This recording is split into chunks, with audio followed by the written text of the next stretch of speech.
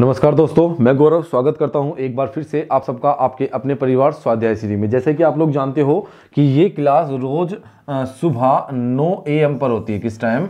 9 AM पर सुबह ये क्लास रोज होती है, ठीक है ना।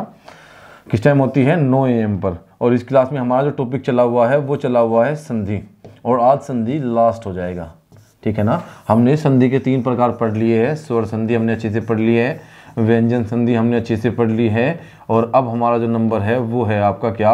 विसर्ग संधि। क्या है? विसर्ग संधि। विसर्ग संधि हमने कल, ये दोनों हमारी कंप्लीट हो चुकी है, और कल हमने इसकी एक क्लास ले ली थी, और एक क्लास आज हो जाएगी। इसकी लास्ट क्लास आज हम कंप्लीट कर देंगे, खत्म हो जाएगी विसर्ग संधि, ठीक है ना। विसर्ग संधि हमारी खत्म हो जाएगी, लास्ट हो जाएगा हमारा संधि का जो टॉपिक है वो आज लास्ट कर देंगे। तो आप लोगों को सुबह 9 बजे आना है, हर रोज पढ़ने के लिए आना है। अच्छे से तैयारी करिए ताकि कहीं आपका नंबर आ जाए अच्छे से। वैसे भी बहुत सारी वैकेंसी आती रहती है, ऐसा नहीं है कि वैकेंसी नहीं आती आपकी। अगर आप चाहते हो कि आपकी तैयारी अच्छे से हो तो आपको समय देना होगा खुद को कम से कम 6 महीने आपको समय देना हो किसी भी तैयारी के लिए, 6 महीने। और अगर आप चाहते हो कि नंबर यार कहीं भी आ जाए, बस आ जाए अच्छी तरह से, अच्छी सी जॉब मिल जाए, नंबर आ जाए, तो सबसे अच्छा तरीका होता है जब तक पढ़ते रहिए, जब तक आपका नंबर कहीं ना आ जाए। नंबर जब तक ना आ जाए, जब तक पढ़ाई करते रहिए, ठीक है ना। ये सबसे अच्छा तरीका होता है, और जल्दी ही वैकेंसी तो आएगी आप लोगों के लिए। अरे सुनो यार दोस्तों, एक बात बताइए, 2018 में यूपी पुलिस कांस्टेबल की वैकेंसी आई थी। उस समय कुछ बच्चे निकल गए थे और कुछ बच्चे हो गए थे। अब जो बच्चे निकल गए थे, अब उनमें 2 तरह के बच्चे थे। एक बच्चा था आपका कौन सा? एक बच्चा था जो रोज पढ़ता था, ठीक है ना, जो रोज पढ़ रहा है उसी दिन से कि मुझे जॉब चाहिए। और एक बच्चा था वो पढ़ नहीं रहा है, वो नहीं पढ़ रहा है। अब दोनों में क्या अंतर है? ये दौड़ में है, ये आज दौड़ में है, ये आज संघर्ष करके, इसका संघर्ष काम आएगा, इसके काम आएगा। ये दौड़ में है, ये नंबर आने की अच्छी खासी उम्मीद है इसकी, क्योंकि लंबे समय से पढ़ रहा है। और एक बच्चा ये है जो उस टाइम भी नहीं पढ़ा था और आज भी नहीं पढ़ रहा, तो किसका नंबर ये दौड़ में कैसे हो गया? ये जब भी बाहर था, ये अब भी बाहर ही होगा। अक्सर इन लोगों को वो मिलता है जो ये लोग छोड़ देते हैं। मैं जानता हूं इस बच्चे ने उस टाइम मेहनत नहीं की थी, लेकिन पिछले 3 साल से अगर ये बच्चा लगा हुआ है तो 3 साल ऐसे खराब नहीं जाएगी इसका नंबर आ जाएगा। इसके सामने उम्मीद है, रास्ते है। फॉर्म आएंगे तो इसके सामने एक खुशी होगी, एक उम्मीद होगी कि हाँ यार नंबर आ जाएगा, उम्मीद है अब की बार तो। लेकिन अब जो काम इसके साथ पहली बार हुआ था और इसके साथ भी, वो इसके साथ अब भी होगा, क्योंकि ये पढ़ाई नहीं कर रहा है। अब फॉर्म आएंगे, अब ये इधर उधर भागता फिरेगा, तैयारी करेगा। सबसे बड़ी बात है ऑनलाइन कोचिंग की। ऑनलाइन कोचिंग की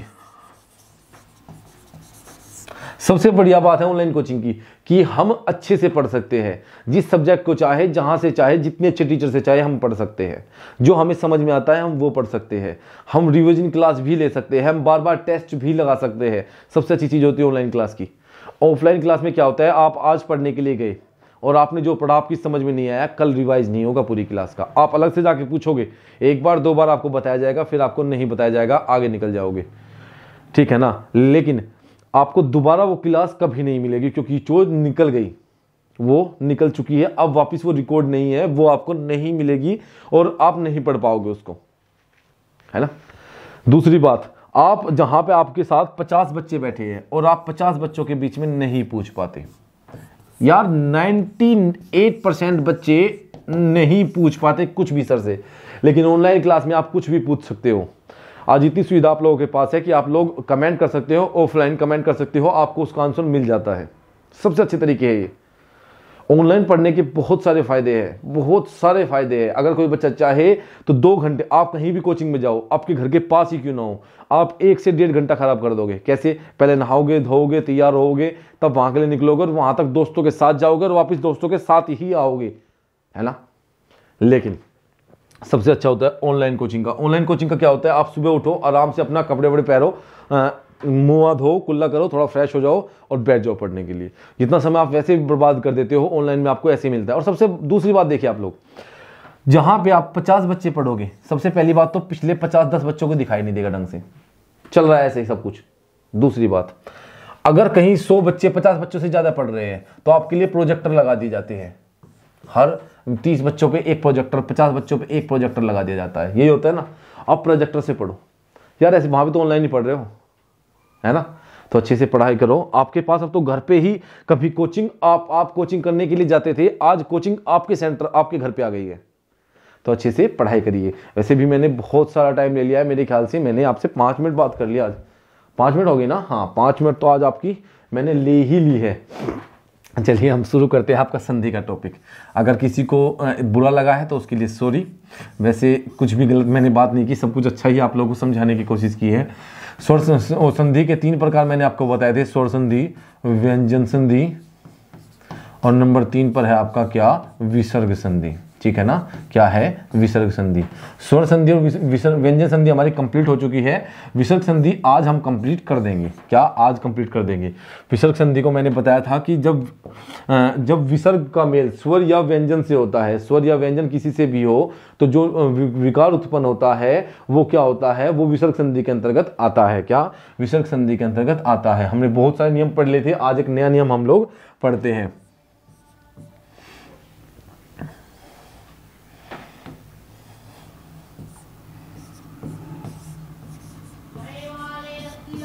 ठीक है, नियम इसलिए लिखे जाते हैं ताकि आपको अलग अलग से चीजें समझ में आ सके। नियम कहता है कि यदि किसी विसर्ग से पहले ई या उ, छोटा ई या छोटा उ आ जाए और विसर्ग के बाद कै खे, टे ठे, पे फे आ जाए, तो विसर्ग का से हो जाता है। से षटकोण वाला से हो जाता है, अपने अर्ध रूप में आ जाता है। यदि विसर्ग से पहले, मैं लिख देता हूं, यदि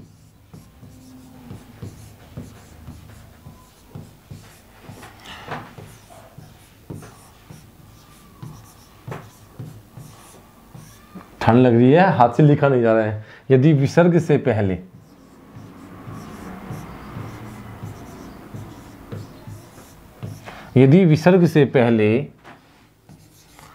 ई या उ, ठीक है ना, दोनों छोटे हैं, ई या उ आ जाए और विसर्ग के बाद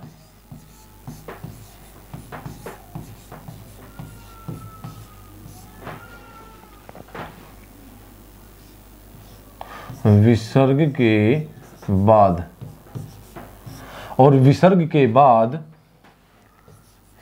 के खे, टे, यार क्या हो रहा है? हाँ, पेन तो दूसरा भी होगा यार, आज कुछ अजीब ही हो रहा है यार। टे ठे और आपका पे या फिर फे आ जाए तो विसर्ग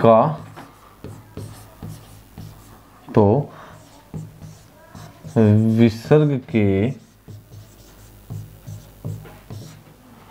स्थान पर, विसर्ग के स्थान पर से हो जाता है। क्या हो जाता है यार? ये क्या दिक्कत हो रही है? ये कुछ अलग क्यों हो रहा है? समझ में नहीं आ रहा कि दिक्कत क्या है इसको। यार ये नहीं आ रही, दिक्कत होती है यार। आदमी इतनी मेहनत से पढ़ाता रहता है और फिर ये नहीं आ रहा, काम हो जाता है। स्थान पर, विसर्ग के स्थान पर से हो जाता है।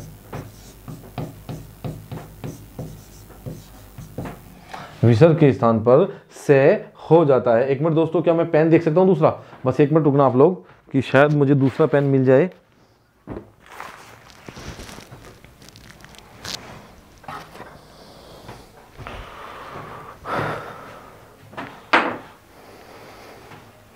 विसर्ग के स्थान पर क्या हो जाता है? विसर्ग के स्थान पर से हो जाता है। अब से को आप लोग देख रहे होंगे कि मैंने से कौन सा बोला है?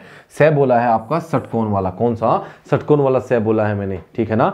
मैं दोबारा बताता हूं, यदि विसर्ग से पहले ई या उ, मतलब ई या उ, ये वाले छोटे ई या छोटे उ आ जाते हैं तो और विसर्ग के बाद कैक है, टेट है या पैप है, इनमें से कोई भी आ जाए तो विसर्ग के स्थान पर क्या हो जाता है? तो विसर्ग के स्थान पर से हो जाता है। कुछ एग्जाम्पल देख लेते हैं, जैसे निहि प्लस कपट। एग्जाम्पल देख लेते हैं हम लोग, निहि प्लस कपट। अब देखिए निहि प्लस कपट क्या होते हैं? निस कपट, क्योंकि विसर्ग से पहले छोटा ही है, विसर्ग के बाद क्या गया? कै। विसर्ग के बाद क्या गया?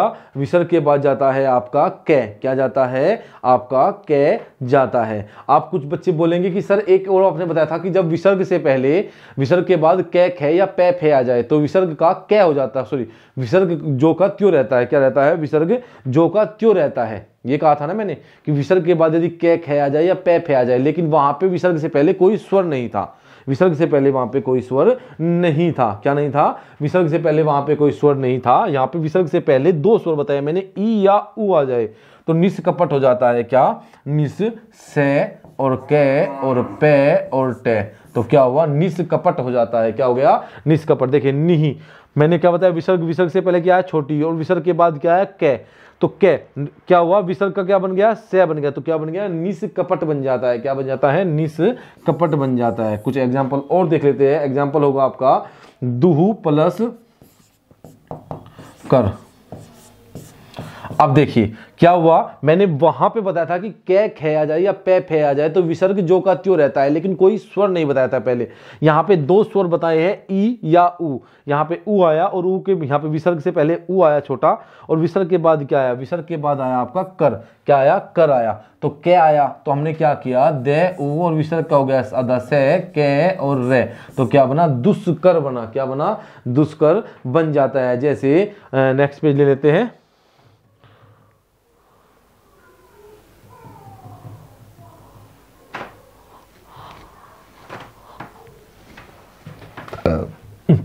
सॉरी दोस्तों, बहुत डार्क हो गया ना, चलो थोड़ा लाइट कर लेते हैं। अरे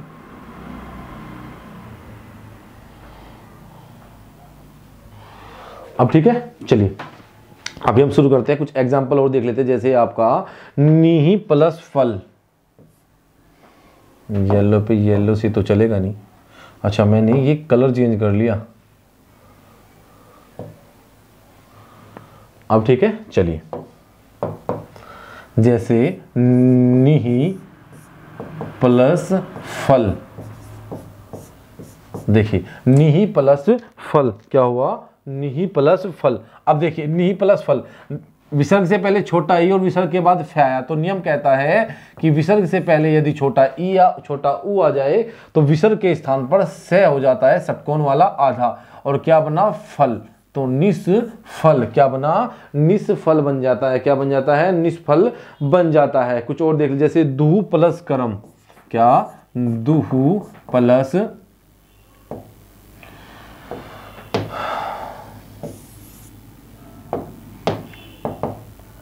दुहु प्लस कर्म। अब देखिए दुहु प्लस कर्म, ये हो गया आपका दुष्कर्म। क्या हुआ? दुष्कर्म। क्या हुआ? दुष्कर्म हो गया। अगर बात करता हूं निही प्लस कलंक, क्या करते हैं हम लोग? निही प्लस कलंक। अब देखिए निही प्लस कलंक, विसर्ग से पहले क्या है? छोटा ई, और विसर्ग के बाद क्या है? विसर्ग के बाद है आपका कै। क्या है? कै। तो क्या हुआ? छोटा ई और नी ऐसा ही, और विसर्ग हो जाएगा छोटे से में बदल जाएगा, और कलंक, तो क्या हो गया? निष्कलंक बन जाता है। क्या बन जाता है? निष्कलंक बन जाता है। जैसे आपका चतु प्लस पद,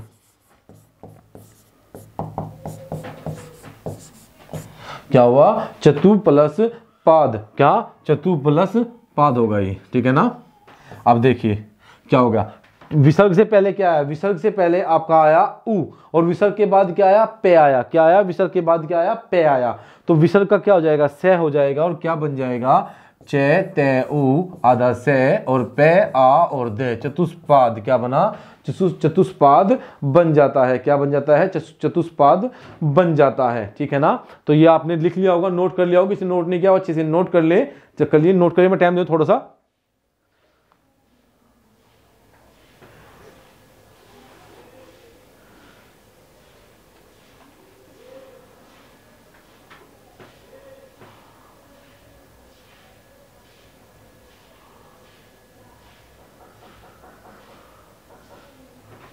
ठीक है, तो नेक्स्ट पेज लेते हैं। आपने नोट कर लिया होगा, इसमें कोई दिक्कत नहीं है। अभी हम नेक्स्ट देखते हैं अच्छे से।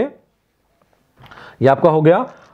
मैं दोबारा से फिर भी एक बार बता देना चाहता हूं दोस्तों, यार कुछ दिक्कत किसी को ना हो। देखिए एक नियम था कि यदि विसर्ग के बाद कै खे या पे फे आ जाए, कैक है या पैफ है आ जाए तो विसर्ग जो का त्यों रहता है, लेकिन वहां पे विसर्ग से पहले कोई स्वर नहीं था। और यहाँ पे क्या है, विसर्ग से पहले स्वर दिए हैं, वो भी दो, बस इससे ज्यादा कुछ नहीं दिया, दो स्वर दिए हैं, छोटा ई और छोटा ऊ आता है। तो विसर्ग के बाद क्या होगा, तो विसर्ग का छोटा से षटकोण वाला से हो जाता है, ठीक है ना। इसमें आपको दिक्कत नहीं होनी चाहिए, क्योंकि मैंने बहुत आराम से दोबारा भी आपको बता दिया है, ठीक है।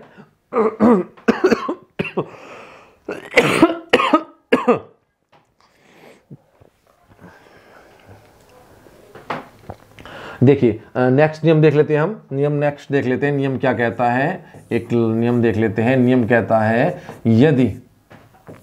यदि विसर्ग से पहले, किससे, विसर्ग से, यदि विसर्ग से पहले ए की ध्वनि हो, ए की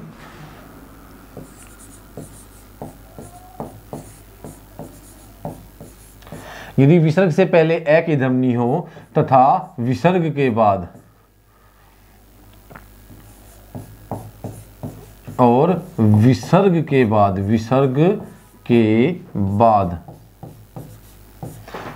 बाद सघोष वर्ण हो, सघोष व्यंजन हो, कौन सा, सघोष व्यंजन हो, सघोष व्यंजन हो। सघोष व्यंजन कौन से होते हैं, सभी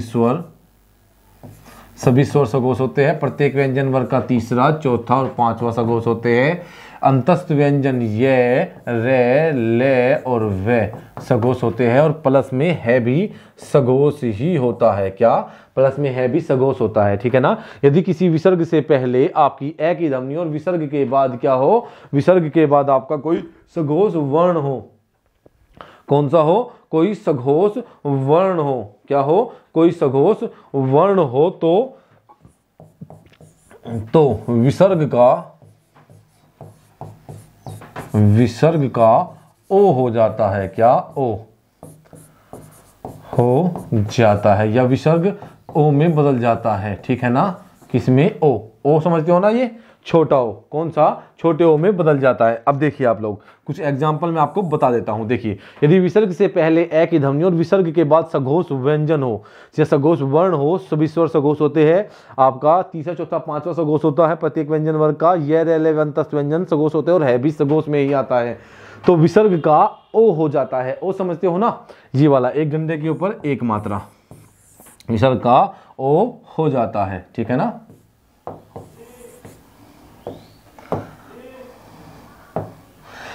ठीक है, कुछ एग्जाम्पल देख लेते हैं, जैसे मन है प्लस योग, मन है प्लस योग।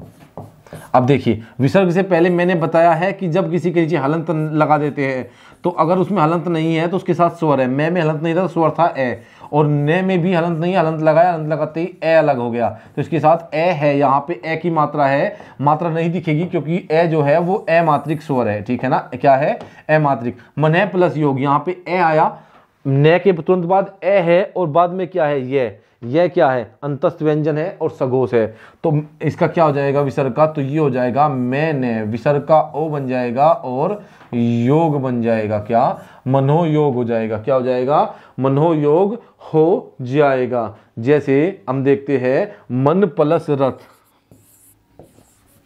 मन प्लस रथ। अब देखिए, मन, मैं और ने, ठीक है, विसर्ग से पहले ए है और बाद में क्या है, रे क्या है, आपका सघोष है, अंतस्थ है, सघोष हैगा, तो ओ और रे और थे क्या बन जाएगा, मनोरथ। क्या बन गया, आपका मनोरथ बन जाता है। एग्जाम्पल देखते आगे अच्छे से, कोई दिक्कत नहीं है। जैसे अध प्लस आपका पतन, क्या होगा, अध प्लस पतन। देखिए, अध प्लस पतन क्या होगा, अध प्लस पतन। नहीं यार, कुछ इसमें एग्जाम्पल में जो कुछ अपवाद होते हैं दोस्तों, इसमें कुछ अपवाद होते हैं, इसलिए थोड़ी दिक्कत होती है उनमें। क्या होते हैं, उसमें थोड़ी दिक्कत हो जाती है, ये सघोष नहीं होता, ठीक है ना। मैं आपको अपवाद बाद में बताऊंगा अच्छे से, क्योंकि विसर्ग संधि में बहुत सारे अपवाद होते हैं। मैं कुछ अपवाद मैंने लिखे हुए भी है, और उन अपवाद की हम लोग अच्छे से बात करेंगे, ठीक है ना। उन अपवाद के बारे में हम लोग अच्छे से बात करेंगे। नेक्स्ट पेज ले लेते हैं पहले, ठीक है ना, नेक्स्ट पेज ले लेते हैं अच्छे से।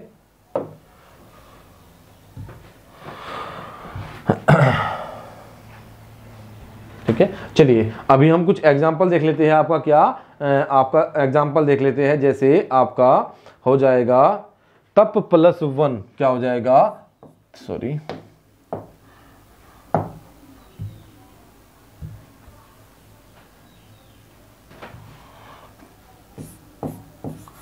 तप प्लस 1, ठीक है, क्या है तप प्लस 1। अब देखिए तप प्लस 1, तप से पहले यहां से ए और बाद में क्या है वे क्या है अंतस्थ व्यंजन है, क्या है अंतस्थ व्यंजन है, क्या है अंतस्थ व्यंजन है। तो ये क्या हो जाएगा आपका, ये हो जाएगा तपोवन, क्या हो जाएगा तपोवन हो जाएगा, क्या हो जाएगा तपोवन हो जाएगा, ठीक है ना। जैसे अगर मैं बात करूं मन प्लस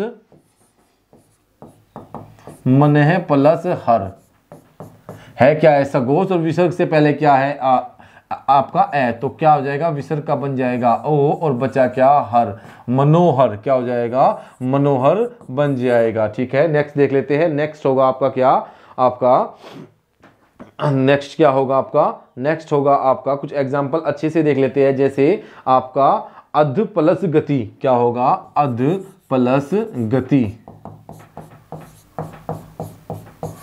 अध प्लस गति। देखिए ढ से पहले ये विसर्ग से पहले ए और बाद में गे, तीसरा है तो ये सघोष है, विसर्ग का क्या हो जाएगा, विसर्ग का हो जाएगा ओ और गति क्या होगा अधोगति, क्या बन जाएगा अधोगति हो जाता है, ठीक है। एक एग्जांपल और देख लेते हैं। जैसे आपका तप प्लस भूमि, क्या होगा तप प्लस भूमि, तप प्लस भूमि। अब देखिए विसर्ग से पहले ए और विसर्ग के बाद क्या है सघोष वर्ण, क्या होगा सघोष, तो तपो और भूमि क्या होगा तपोभूमि हो जाएगा, क्या हो जाएगा तपोभूमि हो जाएगा, तपोभूमि क्या होगा तपोभूमि हो जाएगा, क्या हो जाएगा तपोभूमि हो जाएगा, ठीक है, क्या हो जाएगा तपोभूमि हो जाएगा। तो एग्जाम्पल हो गए इसमें लगभग 6 से 7 एग्जाम्पल मैंने आपको बता दिया अच्छे से। अभी नेक्स्ट नियम को हम देख लेते हैं। आज इसको लास्ट करना है, बिल्कुल खत्म कर देना है, ठीक है ना, आज इसको खत्म कर देना है, बिल्कुल नोट कर लीजिए इसको, अच्छे से नोट करिए आप लोग।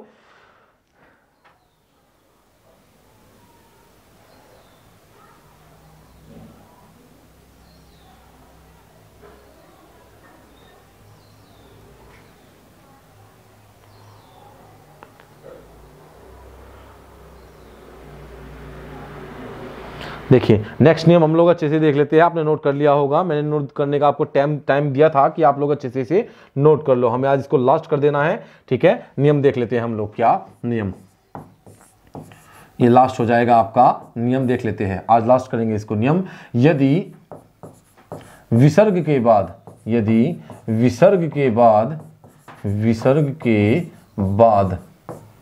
यदि विसर्ग के बाद क्या होगा, विसर्ग के बाद आपका रे आ जाता है, क्या रे आ जाता है,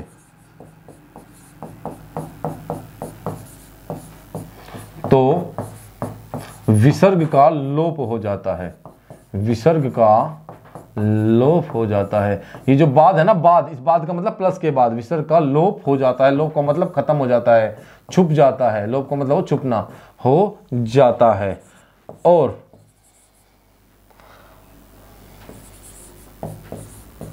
और विसर्ग से पहले, विसर्ग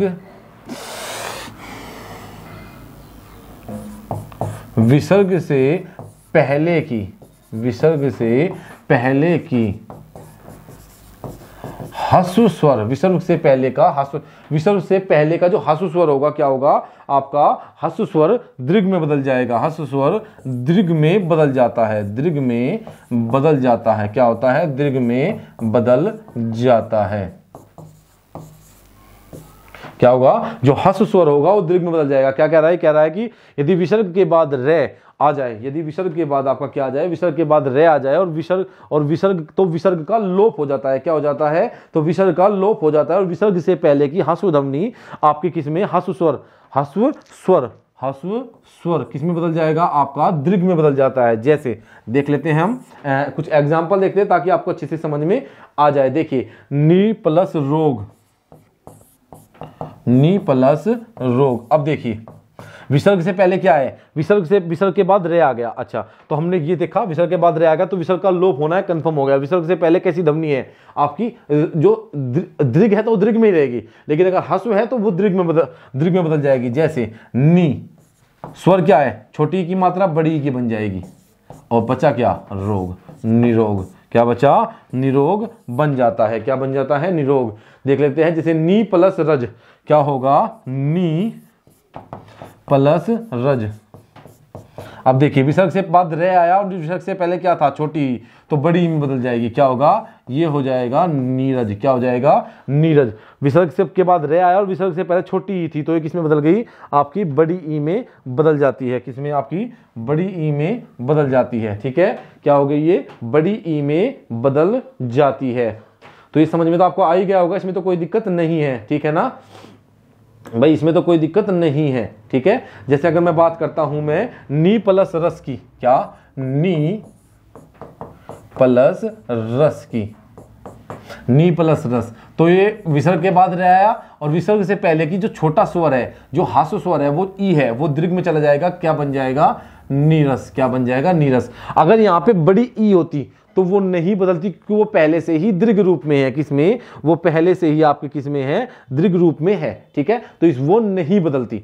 ठीक है, तो अब हम देख लेते हैं, निही प्लस रस हो गया आपका। जैसे निही प्लस रब, क्या, निही प्लस रब, निही प्लस रब। अब देखिए ये हो जाएगा नीरव। क्या हो जाएगा, नीरव। क्या हो जाएगा, निही प्लस रव, नीरव। अब देखिए विसर्ग के बाद रे आया और विसर्ग का लोप हो गया, तो विसर्ग से पहले की छोटी ध्वनि जो ह्रस्व स्वर है वो दीर्घ में बदल गया। छोटी नी बड़ी नी में बदल जाती है। किसमें, बड़ी नी में बदल जाती है। ठीक है ना, तो ये समझ में आया आपकी।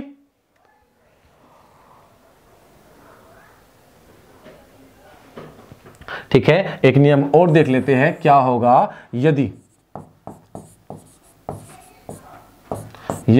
विसर्ग से पहले, यदि विसर्ग से पहले, विसर्ग से पहले ए या आ की ध्वनि, ए या आ की ध्वनि, ए या आ की ध्वनि, ये अपवाद में है। ठीक है ना, ये अपवाद में है, आ की ध्वनि, तथा बाद में कोई स्वर हो,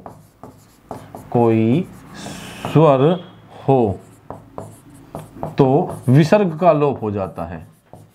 क्या होगा, विसर्ग का लोप हो जाता है। ठीक है ना, विसर्ग का लोप हो जाता है। कैसे, एग्जाम्पल देता हूं, समझ जाओगे आप लोग। जैसे अतः प्लस एव, अतः प्लस एव। अब देखिए अतः प्लस एव, अतः विसर्ग से पहले ए और विसर्ग के बाद ए है, तो क्या हो जाएगा, यहाँ पे यहां हो जाएगा विसर्ग का लोप, अतएव हो गया। अतएव क्या हो जाएगा, अतः प्लस एव, अतएव हो गया। बस आज ही लास्ट कर देंगे यार, खत्म हो जाएगा बिल्कुल। बस इसके बाद आपका नेक्स्ट टॉपिक चलेगा। बहुत दिन से हम लोग संधि को पढ़ रहे हैं। ठीक है ना, बहुत दिन हो गए संधि को पढ़ते हुए, आज संधि को लास्ट कर देंगे। ठीक है ना, जैसे अपवाद की अगर बात करता हूं मैं, अपवाद में मैं लिख देता हूं, आज टाइम नहीं बचेगा, बस आपको पढ़ाना ही है, लास्ट कर दूंगा आज मैं इसको। जैसे नमः प्लस कार, नमस्कार, ये अपवाद है। कुछ शब्दों में से बन जाता है, कुछ शब्दों में से बन जाता है। क्या बन जाता है, से बन जाता है। ठीक है ना, कुछ शब्दों में से बन जाता है। जैसे भा प्लस कर, जैसे भा प्लस कर, ये क्या होगा, ये होगा भास्कर। ठीक है, तो दोस्तों आज के लिए हम इतना ही रखेंगे, ये आपका लास्ट हो जाता है। आपका वैसे भी टाइम हमारा पूरा हो चुका है। क्या, टाइम हमारा पूरा हो चुका है। ठीक है ना, जैसे पुरः प्लस कार, ये हो जाएगा आपका पुरस्कार।